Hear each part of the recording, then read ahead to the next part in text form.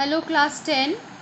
Today I am resuming the chapter of transpiration from the part of stomatal transpiration, and the last day I have explained to you that you have to follow the arrows in this particular diagram which I am showing right now, and you may see that in number B diagram we are seeing it in a magnified way, and the arrows are also more clearer than number A. So this diagram is very important, as I have said you in my last class, because you need to know from where to where the water is moving from the xylem tissues until and unless it is going out through the stomata, right? And you have to mention about the substomatal space. Clear? Now, thousands of leaf cells evaporate water in this way, causing more of water to be pulled from below via the xylem vessels. The transpiration pool thus created can draw up water to about 50 meters or more in the tall trees. More transpiration occurs from the undersurface of the leaf, because I hope you all know that stomata are the openings which are present in the ventral surface of the leaves. So definitely more transpiration will also occur from the undersurface of the leaf. Now in this particular diagram, you see what they have done. The setup is in this way, that they have clipped in between the two slides a piece of cobalt chloride paper, which is originally blue, as you know, and it will turn pink when it is placed in the lower surface. You see, in the first diagram they have mentioned it is in the upper surface, and in the next diagram they have mentioned about the lower surface, right? So we'll come to this. This is the diagram which you have to practice, because if you get the question regarding this, then you can understand about what they are asking for. The stomatal openings are more on the undersurface of a dicot leaf, and therefore more transpiration occurs from the undersurface. This can be proved by an experiment in which pieces of dry cobalt chloride paper are attached to the two surfaces of a leaf and held in position by two glass slides on either side, tied together by elastic bands or held by clips. Just now the diagram which we have seen. The leaf should remain attached to its own plant. The piece of paper which is facing the upper surface either does not turn pink or turns pink in a much longer time than the one on the lower surface, which turns pink much faster. This proves that more transpiration takes place from the lower surface, which is on account of the numerous stomata found on it. Because we all know that more and more stomata are present in the ventral surface of the leaf rather than the dorsal surface. Clear? Now, stomatal regulation. Stomata are the minute openings occurring in large numbers on the lower surface of the leaf, and transpiration occurs as long as the stomata are open, but it stops when they are closed. The opening and closing mechanism of stomata is regulated by the amount of water and solutes present in the Gerd cells. As the stomata open during the daytime, the diffusion of gases in and out starts fulfilling the need for photosynthesis as well as allowing transpiration. If for any reason the water content of the leaf is falling short, the Gerd cells fail to remain turgid, rather they turn flaccid, thereby closing the stomatal opening, and transpiration stops. So, during the daytime, when the photosynthesis is occurring, the stomatas are open and the diffusion of gas starts, fulfilling the need for photosynthesis as well as transpiration. If for any reason the water content is low, then the Gerd cells shrinks.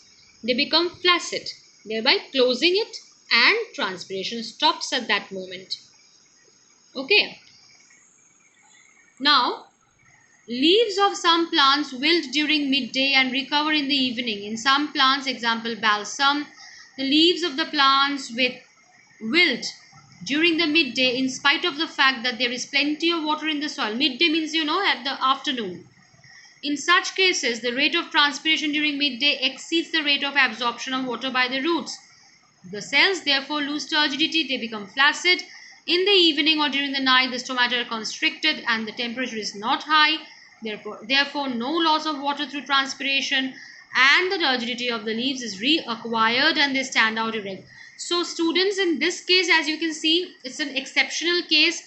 Generally, what we find that in the morning, in a bright sunny morning, transpiration is also very high, as well as photosynthesis is occurring, as well as absorption of water is very high. In that case, the plants are standing erect. But in this case, we are seeing that in certain plants during the midday, during the afternoon period, when the rate of absorption of water is less than the rate of transpiration, then what's happening?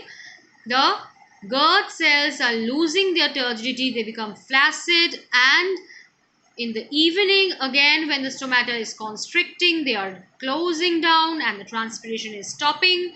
Then they are reacquiring their erect position, the turgid position, and this is an exceptional case. Example, balsam. So this question you also might get in your give reasons. Yeah. Next type of transpiration is cuticular transpiration. Cuticle, is a waxy layer secreted by the epidermis on the two surfaces of the leaf. The thickness of the cuticle varies from plant to plant. Primarily, the cuticle serves to prevent evaporation of water from the leaf surfaces. However, some evaporation does occur. The greater the thickness of the cuticle, the lesser is the evaporation. Desert plants tend to have thicker cuticles to cut down transpiration. So, cuticle is a waxy layer secreted by the epidermis. If you get a short question for, say, half mark, what is cuticle? Then the first sentence is the answer. Yeah. And if you need to briefly describe this process, then the whole paragraph is the answer. Yeah. Now, lenticels are special openings that develop on the older stem in place of stomata.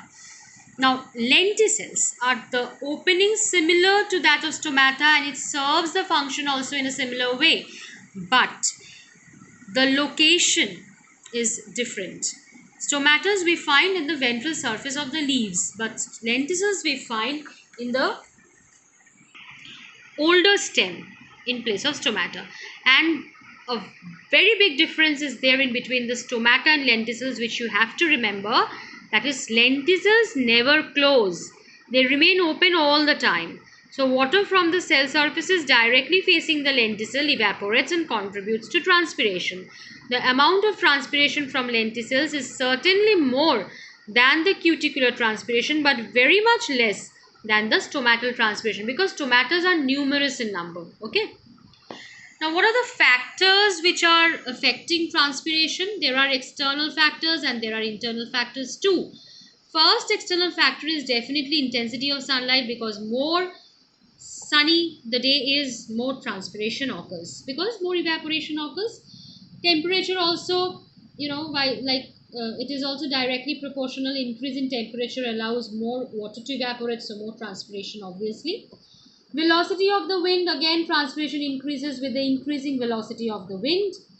Humidity, transpiration is reduced if the air outside is humid. So this is inversely proportional, because more humid means more water vapor in the atmosphere, so less water vapor is absorbed. Carbon dioxide, increase in the CO2 level in the outside air over normal 0.03% causes stomatal closure and results in the decrease of transpiration. So again, it is inversely proportional, and atmospheric pressure, rate of transpiration increases with the decrease in atmospheric pressure. So it enhances diffusion of water vapor. Clear? So these are the external factors. Now, what are the internal factors? The main internal factor is water content of the leaf. If the water content decreases due to insufficient absorption, then the leaves wilt and transpiration is reduced. Such reduction in transpiration is indirectly due to the closure of stomata, and it is a natural mechanism of conserving the water within the plant, because water also needs for its metabolic activities minimum amount of water, especially for photosynthesis. Clear? Now, what are the adaptations in plants to reduce excessive transpiration, especially, in dry climate or maybe in the desert areas? First point is sunken stomata. See the diagram. Diagram is also very important, hair-like structures inside the stomatal opening. That is the sunken stomata structure. They are covered by hairs, example, in the Nerium plant. Next is fewer stomata. Number of stomata may be reduced. Narrow leaves, the leaves may become narrower to reduce surface area, again Nerium. Reduced exposed surfaces, in some cases leaves may get wavy, rolled or folded to reduce exposed surface. Loss of leaves, in some cases leaves